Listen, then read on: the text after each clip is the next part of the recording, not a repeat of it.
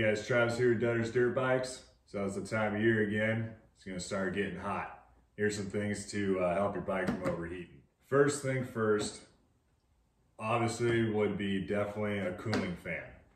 Cooling fans are definitely the #1 way to keep your bike from boiling over and overheating.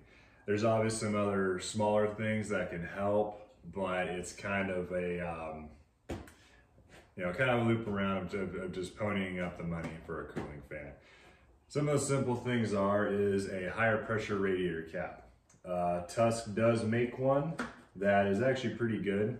It had really nice heavy seals on it, and it has a higher pressure point. So on all radiator caps, they will have a seal and the spring in here. What the spring is for is it's calibrated for a certain amount of pressure inside the cooling system. It will open and bleed off.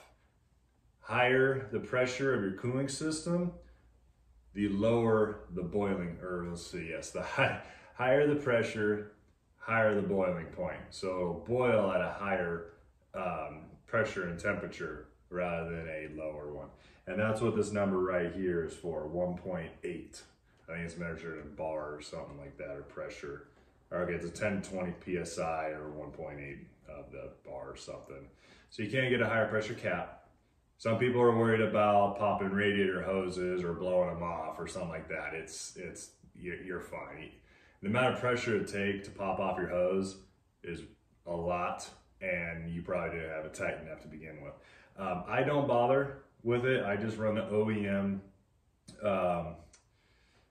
radiator cap because it's, like I said, when you go with a cooling fan, you're pretty much good. I mean, for the most part. While we're talking about that, obviously you want to make sure your coolant level is full, not over full.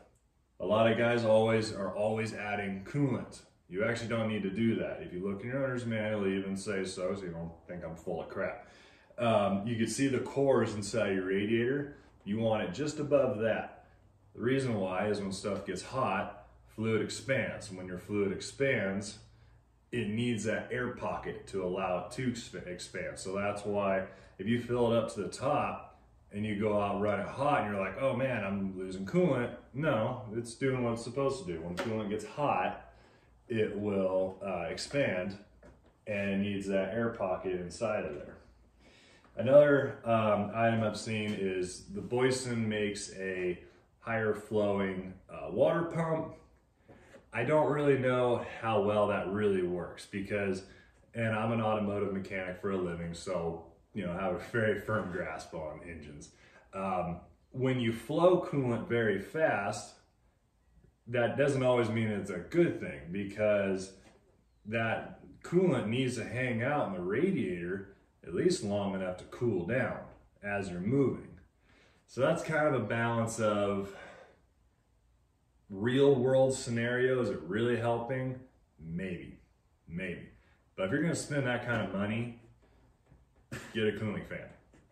I've actually been running the Tusk. I went with the cheaper line of the Tusk cooling fan, and I've been running it for almost 2 years now, 2 hot summers, no problems. It's been a really good kit, fairly straightforward to install. I've also installed them on my buddies' bikes, and they've had really good luck with them. They are programmable, so if you want it to kick on sooner, you can do that, or later. The stock setting that they come with is great.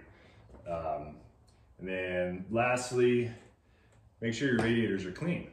Because when you're taking on a lot of dust, a lot of dirt, or let's say you off and on ride motocross, you're gonna get some coolant or dirt built up in your radiator. So just make sure you back flush it. And then while we're talking about radiators, radiator guards. So there are the metal flat ones that a lot of enduro guys really like to run. I don't run them. I actually run the stock, I guess you can call it motocross style, traditional, where they have the fins in them. I run that because you're not always going to be the lead guy. You're going to get rocks and get stuff thrown at you. And those cages, yes, are stronger, but they also leave it more vulnerable to load up with mud, load up with dirt, and have stuff stick to it.